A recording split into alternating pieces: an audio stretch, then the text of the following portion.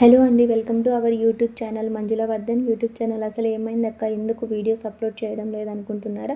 నాకైతే కొంచెం health issue వల్ల నేను వీడియోస్ కొంచెం గ్యాప్ అయితే తీసుకున్నాను అనమాట. అసలు ఏమైంది ఏంటి అనేసి మీకు అప్కమింగ్ వీడియోస్లో నేను చెప్తాను.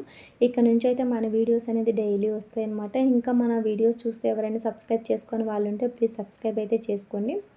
ఇంకా ఈ వీడియోలో విషయాలకు వచ్చేసి ఈరోజైతే పొనుగంటి తాలింపు అయితే చేస్తాను అనమాట. తెలిసిందే కదండి, పొనుగంటి పప్పు మనం పప్పులో వేసుకొని చేసుకోవచ్చు. ఈ ఆకు బాగుంటుందనమాట. అలా కాకుండా మనం ఇలాగ ఓన్లీ ఫ్రై చేసుకున్నా కూడా సరే చాలా బాగుంటుంది.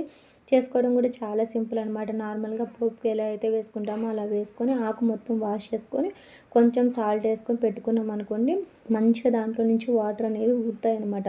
మనకు ఎక్స్ట్రా వాటర్ ఏమి యాడ్ చేసుకోవాల్సిన అవసరం లేదు. వచ్చిన వాటర్తోనే మంచిగా అయితే మగ్గుతాయి అనమాట.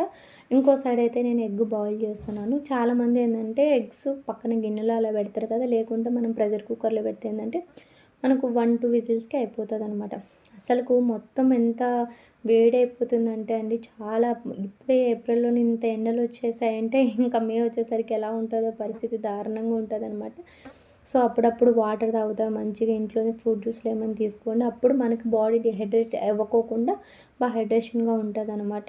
సో ఇక్కడ నేను చెప్పాను కదా, ఈ పొనుగంటి ఫ్రైలోకి వచ్చేసి నేను ఇన్స్టాంట్గా శనక్కాయల పొడి అయితే చేసుకుంటానని చెప్పాను కదా, ఆ పొడి అయితే మనకి ఏ ఫ్రైలోకైనా కానీ చాలా బాగుంటుంది అనమాట.